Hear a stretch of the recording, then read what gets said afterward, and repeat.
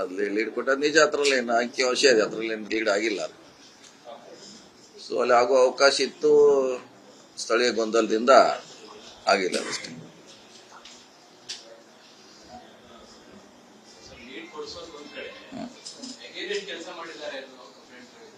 ಅದನ್ನ ಅವರ ಸ್ಪಷ್ಟೀಕರಣ ಕೊಡ್ಬೇಕಲ್ಲ. ಈಗ ನಮ್ದು ಲೀಡ್ ಆಗಿಲ್ಲ ಅಂತ ಅಷ್ಟೇ ಹೇಳೋರು, ನಾವು ಬರ್ಬೇಕಾಯ್ತು ಬಂದಿಲ್ಲ ಅಂತ ಅಷ್ಟೇ ಹೇಳೋರು. ಈಗ ಯಾಕಾಗಿಲ್ಲ ಏನೋ ಸ್ಥಳೀಯ ಸಂಬಂಧಪಟ್ಟವ್ರು ಹೇಳಿದ್ರೆ ಅದಕ್ಕೂ ಒಳ್ಳೇದು. ಯಾಕಾಗಿಲ್ಲ, ಯಾಕಂದ್ರೆ ಅದು ಅವ್ರಿಗೆ ಸಂಬಂಧಪಟ್ಟಂತ ವಿಚಾರ, ಅದಕ್ಕೆ ಅವ್ರು ಹೇಳಿದ್ರೆ ಒಳ್ಳೇದಾಗ್ತಿತ್ತು. ನಾವು ನಮ್ಮ ವರ್ಷ ನಾವು ಹೇಳಿದ್ದೀವಿ, ಇನ್ನು ಅವ್ರ ವರ್ಷ ಅವ್ರು ಹೇಳಬೇಕು.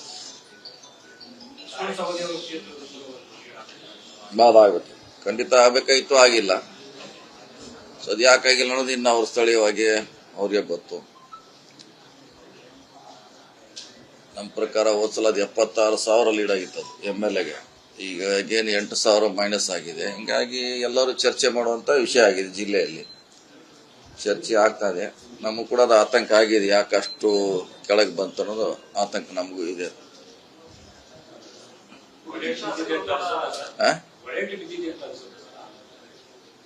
ಸೊ ಅದನ್ನೇ ಹೇಳ್ಬೇಕಲ್ಲ, ನಮಗಂತ ಅನಿಸ್ತಾ ಇದೆ. ಯಾಕಂದ್ರೆ ಆ ರೀತಿ ಅಷ್ಟು ಕೆಳಗಡೆ ಹೋಗ್ಬಾರ್ದಿತ್ತು. ಎಂತೆಂತ ವೀಕ್ ಕಾನ್ಸ್ಟಿಟ್ಯೂನ್ಸಿ ಲೀಡ್ ಆಗಿದೆ, ಅಲ್ಲಿ ಯಾರು ಲೀಡ್ರೇ ಇಲ್ಲ ಅಂತ ಲೀಡ್ ಆಗಿದೆ. ಸಂತು ಜೊಲ್ಲೆ ಅವರ ಕಾನ್ಸ್ಟಿಟ್ಯೂನ್ಸಿ 30,000 ಲೀಡ್ ಆಗಿದೆ ಅವ್ರ ಕಾನ್ಸ್ಟಿಟ್ಯೂನ್ಸಿಯಲ್ಲಿ. ಇಲ್ಲಿ ಅಟ್ಲೀಸ್ಟ್ ಒಂದು 10-20,000 ನಾವು ನಿರೀಕ್ಷೆ ಮಾಡಿದೀವಿ, ಆಗಿಲ್ಲ. ಇನ್ನೊಂದು ನೋಡೋಣ ಅದು ಏನಾಗಿದೆ ಅಂತ ಅಂತ ಗೊತ್ತಾಗುತ್ತಾರೆ.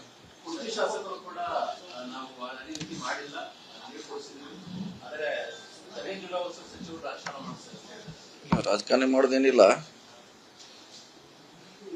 ಅವ್ರು ಕೊನೆ 2 ದಿವಸ ನಮ್ಗೆ ಸಿಕ್ಕೇ ಇಲ್ಲ. ಅವರು ಸ್ವಿಚ್ ಆಫ್ ಮಾಡ್ಕೊಂಡು ಮಲಗಿ ಬಿಟ್ಟದ್ದು ಎಲ್ಲೋ. ಆ ಕಾನ್ಸ್ಟಿಟ್ಯೂನ್ಸಿಲೇ ಕೊನೆ 3 ದಿವಸ ಅಲ್ಲೇ ಇದ್ದೆ ನಾನು, ಅಲ್ಲೇ ವಾಸ್ತವ್ಯ, ಎಲ್ಲಿ ಕುರ್ಚಿ ಅಲ್ಲೇ ಇತ್ತು. 2 ದಿವಸ ಅವ್ರ ಪತ್ತೆನೇ ಇಲ್ಲ. 7ನೇ ತಾರೀಕು ವೋಟಿಂಗ್ ಬೂತ್ ಮುಂದೆ ಅಡ್ಡಾಡ್ಬೇಕಾದ್ರೆ ನಮ್ಮ ಡ್ಯೂಟಿ MLAಗಳದು, ಅವಾಗ ಕೂಡ ಇಲ್ಲ. ಅದಕ್ಕಾಗಿ ಅದು ಮಾಡಿದೆ ಅಂತ ಇಲ್ಲ ಅನ್ನೋದು ಇಲ್ಲಿ ಡೌಟ್ ಸ್ಟಾರ್ಟ್ ಆಗ ಫಸ್ಟ್ದು. ಸೊ ನೀವು ಬಹಳಷ್ಟು ಅದಾವ ಸ್ಥಳೀಯವಾಗಿ. ನೀವೆಲ್ಲ ಅಲ್ಲಿ ಕಾರ್ಯಕರ್ತರೆ ಹೋಗಿರೆ ಅವ್ರಿಗೆ ಅನ್ವಯಗಳು ಯಾರು ಪರವಾಗಿ ಮಾಡಿದ್ದಾರೆ, ಯಾರಿಗೆ ಏನ್ ಮಾಡಿದಾರೆ ಅನ್ನೋದು ಅಲ್ಲಿ ಹೋದ್ರೆ ಗೊತ್ತಾಗುತ್ತೆ ನಿಮ್ಗೆ. ಯಾಕಂದ್ರೆ ಅಲ್ಲಿ ನಿಮ್ ಯಾರು ಹೋದ್ರೆ ಸ್ಥಳೀಯವಾಗಿ ಅಲ್ಲಿ ಜನ ಹೇಳ್ತಾರೆ ಇವರು ಏನ್ ಮಾಡಿದ್ರು ಏನಿಲ್ಲ ಅಂತ. ನಾನು ಹೇಳೋದಲ್ಲ, ಅವ್ರು ಹೇಳೋದಲ್ಲ. ಈಗ ನಾನು ಡಿಪೆಂಡ್ ಮಾಡೋ, ಅವ್ರು ಡಿಪೆಂಡ್ ಅವ್ರು ಮಾಡ್ಕೊಳ್ಳೋರು. ನೀವು ಯಾರು ನಿಮ್ ರಿಪೋರ್ಟ್ನ ಅಲ್ಲಿ ಕಳಿಸಿದ್ರೆ ಒಂದು ಅರ್ಧ ಗಂಟೆಯಲ್ಲಿ ಗೊತ್ತಾಗ್ತೈತಿ ಯಾರು ಯಾವ ಕಡೆ ಮಾಡ್ರು, ಏನು ಎಂತು ಅಂತ. ಸೊ ಅದಕ್ಕಾಗಿ ನಾವು ಸುಮ್ಮನೆ ಆರೋಪ ಮಾಡ್ಲಿಕ್ಕೆ ನಮ್ಗೇನು ಬೇರೆ ಕೆಲಸ ಇಲ್ಲ. ಇದ್ದದ್ದು ನಮಗೇನು ಕಂಡು ಬಂದಿದೆ ಅದು ಹೇಳಿದೀವಿ. ಇನ್ನು ಮುಂದಿನಗಳಲ್ಲಿ ನೋಡೋಣ ಯಾವ ರೀತಿ ಒಳ್ಳೇದಾಗ್ತೈತೆ ಕೆಟ್ಟದಾಗ್ತೈತೆ ಚರ್ಚೆ ಮಾಡೋಣ.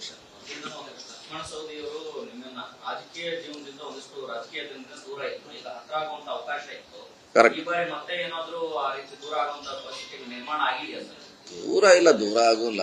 ಇದೊಂದು ಒಳ್ಳೆ ಅವಕಾಶ ಇತ್ತು, ಒಳ್ಳೆ ಅವಕಾಶ ಇತ್ತದ ಅವ್ರಿಗೆ ನಮಗೆ ರಾಜಕೀಯವಾಗಿ ಇನ್ನೂ ಹೆಚ್ಚು ಗಟ್ಟಿ ಆಗುವಂಥದ್ದು. ಸೊ ಅದು ಮತ್ತೆ ಯಥಾಸ್ಥಿತಿಗೆ ನಿಲ್ಲುವಂತ ಪರಿಸ್ಥಿತಿ ನಿರ್ಮಾಣ ಆಗಿದೆ. ನೋಡೋಣ ಮುಂದಿನ ದಿನಗಳಲ್ಲಿ ಅವರೇ ಅದಕ್ಕೆ ಕೇಳಬೇಕು ಯಾಕಾಗಿದೆ ಹಿಂಗಂತ. ಸೊ ಅವರಿಂದ ಬಂದ್ರೆ ಅದಕ್ಕೆ ಗೊತ್ತಾಗೋದು ಈಗ ಯಾಕಾಯ್ತು, ಅವ್ರ ಕಾರ್ಯಕರ್ತರು ಮಾಡಿದ್ರ ಅಥವಾ ತಾನಾಗಿ ಆಗಿದೆಯಾ ಅಥವಾ ಉದ್ದೇಶಪೂರ್ವಕದಿಂದ ಆಗಿದೆಯಾ, ಅವ್ರ ಹೇಳಿದ್ರೆ ಗೊತ್ತಾಗಿಲ್ಲ ನಮಗೂ. ಇಲ್ಲ, ಕಡಿಮೆ, ಅವ್ರ ಪಾತ್ರ ಬಹಳ ಕಡಿಮೆ ಇತ್ತು. ಹೊರಗೆ 10,000 ಪ್ರಚಾರಕ್ಕೆ ಹೋಗಿದ್ರು, ಹೀಗಾಗಿ 10,000 ಸಮಯ ನಮ್ಮ ಕಾನ್ಸ್ಟಿಟ್ಯೂನ್ಸಿ ಕೊಡ್ದಿಲ್ಲ. ಹೀಗಾಗಿ ಬಹಳಷ್ಟು ಸಮಸ್ಯೆಗಳು ಇದೆ. ಸೊ ಅದಕ್ಕೆ ಅವರೇ ಅದಕ್ಕೆ ಸ್ಪಷ್ಟೀಕರಣ ಕೊಟ್ರೆ ಒಳ್ಳೇದು.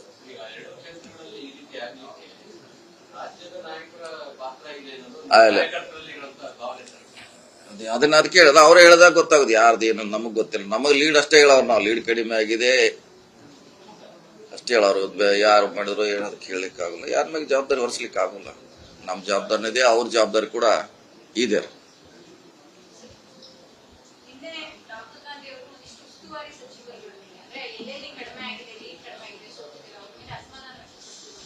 ಸ್ವಾಭಾವಿಕ ನಾವು ಈಗ ಅಸಮಾನ ಆಗಿರಲ್ಲ, ಇಬ್ಬರ ಮ್ಯಾಗ ಅಸಮಾನ ನಾವು ಆಗಿದ್ವಿ. ಈಗ ಲೀಡ್ ಯಾಕೆ ಕೊಡ್ಸಿಲ್ಲ ಅಂತ, ಹಂಗೆ ಅವರು ಮಿಕ್ಕಿದ್ರ ಮ್ಯಾಗ ಅಸಮಾನ ಅಷ್ಟೇ, ಅದಕ್ಕಿಂತ ಹೆಚ್ಚು ಏನ್ ಮಾಡ್ಲಿಕ್ಕೆ ಆಗಲ್ಲ. ಅಸಮಾಧಾನ ಆಗಿದ್ರೆ ನಾವು ಆಗಿದ್ವಿ ಇಬ್ಬರ ಮ್ಯಾಗ, ಯಾಕೆ ಹಿಂಗಾಯ್ತಂತ. ರಾಜಕೀಯದಲ್ಲಿ ಸ್ವಾಭಾವಿಕ ಅಸಮಾಧಾನ ಆಗೋದು, ಯಾಕಂದ್ರೆ ನಾವು ನಿರೀಕ್ಷೆ ಮಾಡಿರ್ತೀವಿ ಇಲ್ಲಿ ಇಷ್ಟು ಬರ್ತೈತೆ ಅಷ್ಟು ಬರ್ತೈತೆ ಅಂತ. ಅಸಮಾಧಾನ ಸ್ವಾಭಾವಿಕ. ವೋಟ್ ಕಾರ್ಡ್ ಏನು ಹೇಳಿಲ್ಲ, ನೀವು ಬರ್ದಿರೋದು ರಿಪೋರ್ಟ್ ಕಾರ್ಡ್ ಅಂತ. ಅವ್ರಿಗೆ ರಿಪೋರ್ಟ್ ಕಾರ್ಡ್ ಅಂತ ಹೇಳಿರುವ ಏನು ನಾವೇನೇನು ಗೌರ್ಮೆಂಟ್ ಎಂಪ್ಲಾಯ್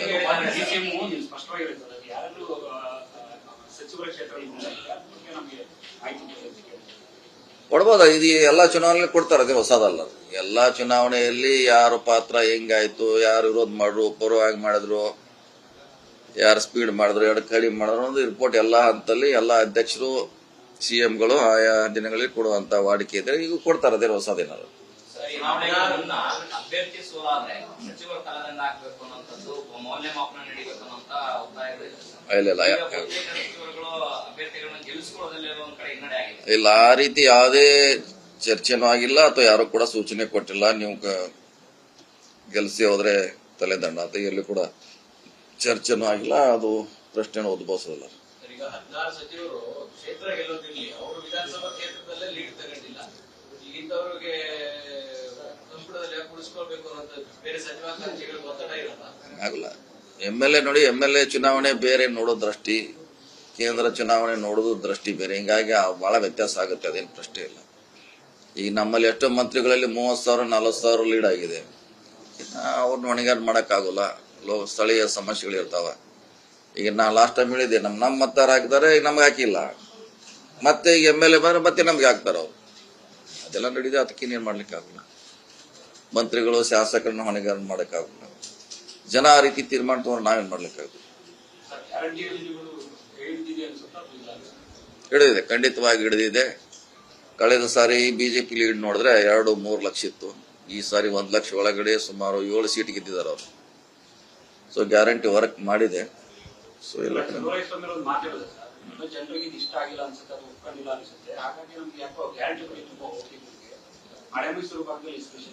ನಾನು ಇದನ್ನ ಹೇಳಿದ್ದೆ, ನಾನು ನಿಮ್ಗೆ ನಮ್ಮ ಮಧ್ಯ ಹೇಳಿದ್ದೆ, ಹಳೆ ಮೈಸೂರಿಗಿಂತ ಹೆಚ್ಚು ಉತ್ತರ ಕರ್ನಾಟಕದಲ್ಲಿ ಗ್ಯಾರಂಟಿ ವರ್ಕ್ ಆಗಿದೆ.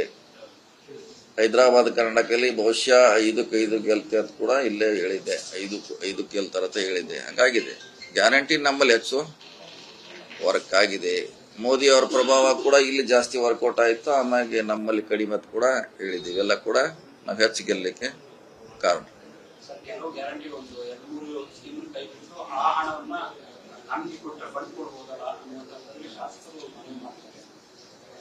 ಇಲ್ಲ, ಆ ರೀತಿ ಇಲ್ಲ. CM ಅವರು ಈಗಾಗಲೇ ಸ್ಪಷ್ಟವಾಗಿ ಹೇಳಿದ್ದಾರೆ, ನಾವು ಅದನ್ನ ನಿಲ್ಸೋದಿಲ್ಲ ಅಂತ, ಮುಂದುವರಿಸ್ತೀವಿ ಅಂತ ಹೇಳಿ. ಒಂದು ಲಾಭ ಆಗಿದೆ, ಆಗಿಲ್ಲ ಅಂತ ಹೇಳ. ಯಾವುದೇ 1 ವರ್ಷದಲ್ಲಿ ಆಗಲಿಕ್ಕೆ ಆಗಿದೆ ಇಲ್ಲ. ಈಗ ಪ್ರಹ್ಲಾದ್ ಜೋಶಿ ಅವರು 3 ಲಕ್ಷ 4 ಲಕ್ಷದಿಂದ ಗೆಲ್ತಿದ್ರು, 1 ಲಕ್ಷಕ್ಕೆ ಬಂದ್ರು. ಜಿಗ್ಜಿನವರು 70,000ಕ್ಕೆ ಬಂದ್ರು. ಬೊಮ್ಮಾಯಿ ಅವರು 60,000ಕ್ಕೆ ಬಂದ್ರು. ಸೊ ಇದೆಲ್ಲ ವರ್ಕ್ ಆಗಿದ್ರಿಂದ ಆಗಿದಿಲ್ಲ. ಸೋತಿರಬಹುದು, ಅದ ಪರ್ಫಾರ್ಮೆನ್ಸ್ ಇದೆ. ಸೋತ್ರ ಕೂಡ ಪರ್ಫಾರ್ಮೆನ್ಸ್ ಇದೆ.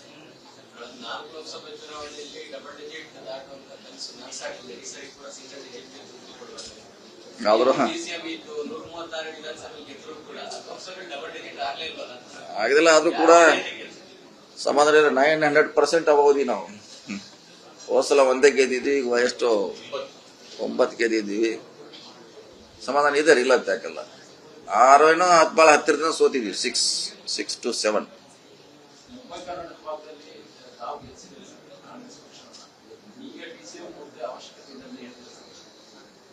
ಈಗಿನ ಹತ್ರ ಅವಶ್ಯಕತೆ ಇಲ್ಲ. ಅವಾಗ ಅದನ್ನು ಏನಾರ ಉಪಯೋಗ ಆಗ್ತೈತಿ MP ಎಲೆಕ್ಷನ್ ಅಂತ ಕೇಳಿದ್ದೀವಿ. ಈಗ ಗೆದ್ದಾಗಿದೆ, ಚುನಾವಣೆ ಮುಗಿದಾಗಿದೆ, ಮುಂದೆ ನೋಡೋಣ.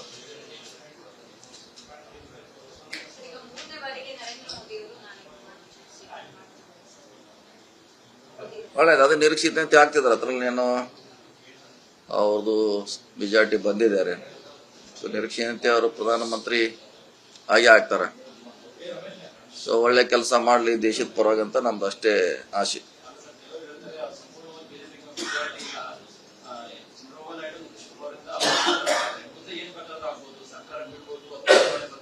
ಇಲ್ಲ, ಅದು ಮುಂದಿನ ನೋಡೋಣ. ಈಗಂತ ಹಾಗೆ ಆಗ್ತಾರ ಅವರು, ಈಗಂತ ಆಗೋದಂತ ಯಾರು ತಪ್ಪಿಸ್ಲಿಕ್ಕೆ ಆಗೋಲ್ಲ, ಹಾಗೆ ಆಗ್ತಾರೆ. ಅದು ಮುಂದಿನ ದಿನಗಳಲ್ಲಿ ಅವರ ಹೊಂದಾಣಿಕೆ, ನಡೆ, ನುಡಿ ಮೇಲೆ ಡಿಪೆಂಡ್ಸ್ ಆಗ್ತದೆ. ಈ ಸದ್ಯಕ್ಕಂತ ಏನು ಅವ್ರಾಗೆ ಆಗ್ತಾರೆ, ಅದ್ರಲ್ಲಿ ಪ್ರಶ್ನೆ ಇಲ್ಲ. ರಾಹುಲ್ ಗಾಂಧಿ ಅದಕ್ಕೆ ಬರ್ತಲ್ಲ, ಅದು ಡಿಸಿಷನ್ ತಗೋ ಪಾರ್ಟಿ ಅವರು ಡಿಸಿಷನ್ ತಗೋಬೇಕಾಗ್ತದೆ. ಇಲ್ಲ, ನನಗೆ ಗೊತ್ತಿಲ್ಲ ಅದ್ರ ಬಗ್ಗೆ. ಅದು ಶಾಸಕಾಂಗ ಪಕ್ಷ ಅಲ್ಲಿ ಅವ್ರು ನಿರ್ಧಾರ ಮಾಡ್ತಾರೆ ಯಾರಾಗಬೇಕಂತ ಅಲ್ಲಿ ಮಾಡ್ತಾರೆ.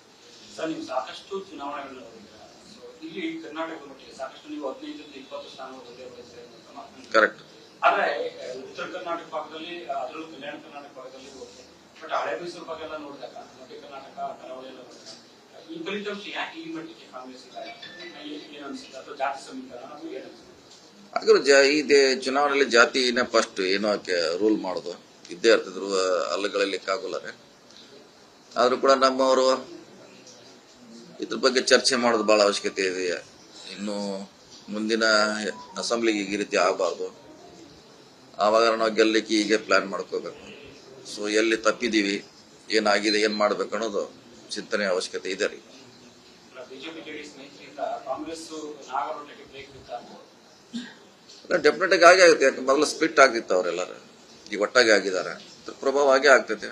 ಅದು ಈಗ ಚುನಾವಣೆಯಲ್ಲಿ ಆಗಿರಲ್ಲ, ಅದ ಪರಿಣಾಮ ಈ ಚುನಾವಣೆಯಲ್ಲಿ ಆಗಿಲ್ಲ ಅಂತ ಹೇಳಿಕ್ಕೆ ಆಗಲ್ಲ. ಅದಕ್ಕೆ ಏನ್ ಮಾಡ್ಬೇಕು ಅನ್ನೋದು ನಾವು ಚಿಂತನೆ ಮಾಡ್ಬೇಕು. ಅದನ್ನ ಹೆಂಗ್ ಬ್ರೇಕ್ ಮಾಡ್ಬೇಕು ಮುಂದಿನ ಸಾರಿ ಅವಶ್ಯಕತೆ ಇದೆ ಚಿಂತನೆ. ಅನುಕ್ಷಣದ ಸುದ್ದಿಗಳಿಗಾಗಿ ವಿಸ್ತಾರ ನ್ಯೂಸ್ ಯೂಟ್ಯೂಬ್ ಚಾನೆಲ್ ಸಬ್ಸ್ಕ್ರೈಬ್ ಮಾಡಿ. ಹೊಸ ಸುದ್ದಿಗಳ ನೋಟಿಫಿಕೇಶನ್ಗಾಗಿ ಬೆಲ್ ಐಕಾನ್ ಕ್ಲಿಕ್ ಮಾಡಿ. ಲೇಟೆಸ್ಟ್ ಅಪ್ಡೇಟ್ಸ್ಗಾಗಿ www.vistaranews.com ವೆಬ್ಸೈಟ್ಗೆ ವಿಸಿಟ್ ಮಾಡಿ. ಅಂಗೈಯಲ್ಲೇ ಜಗತ್ತಿನ ಸುದ್ದಿ ತಿಳಿಯಲು ವಿಸ್ತಾರ ನ್ಯೂಸ್ ಕನ್ನಡ ಆಪ್ ಡೌನ್ಲೋಡ್ ಮಾಡಿ.